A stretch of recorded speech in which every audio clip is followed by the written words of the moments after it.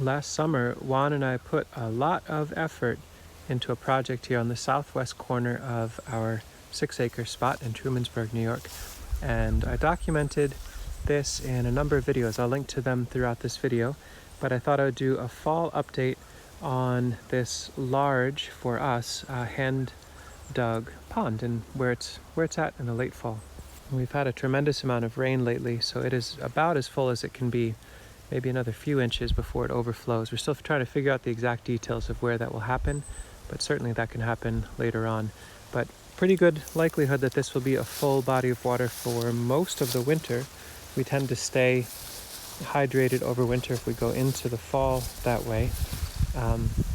So lots of water for wild friends to enjoy, and kind of a beautiful scene out here. A fair bit of our nursery started to move near this pond as well. So these are 2 beds in front of us that are almost entirely sweet Sicily, growing really, really nicely. And so we'll be digging those up after we finally get a frost, hopefully this week. It's the end of October and we have yet to see a frost. There's another big block of sweet Sicily and really enjoying the shade and the proximity to the water, but not being in the water. I think that's their sweet spot, is cool and moist, but still free draining in the soil. So it's nice to have some plants starting to get developed around here. We want to figure out what's going to happen in the pond aquatically.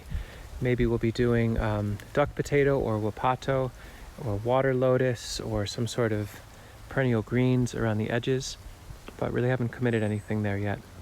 No wild creatures came and nested in Miscanthus Island this year, but I think we'll just leave it standing for the whole winter and see if it is alluring to some feathered friend.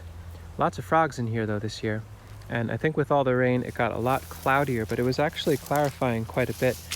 I think it will be a very clear and nice, clean and cool looking space once we finally get it vegetated, but that I think would be in the spring, although maybe we'll make some time this fall, and if we do, we'll share some notes.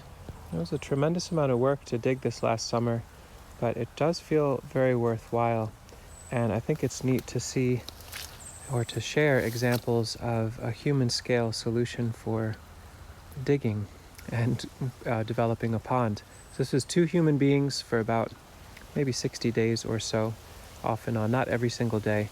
But this should be here for a very, very long time, especially if we're careful that we don't allow rushing water into it during torrential rains, that we don't let it silt in. And I think it's poised to be a very clean and healthy body of water, definitely through the rest of my life. So very worth the last summer's work.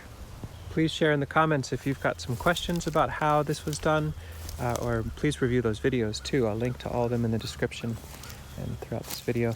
And let us know if you've got some questions about why we did it, or some concerns, or some adjustments you'd like to see, or some suggestions of additional plants or designs for this. Let me know.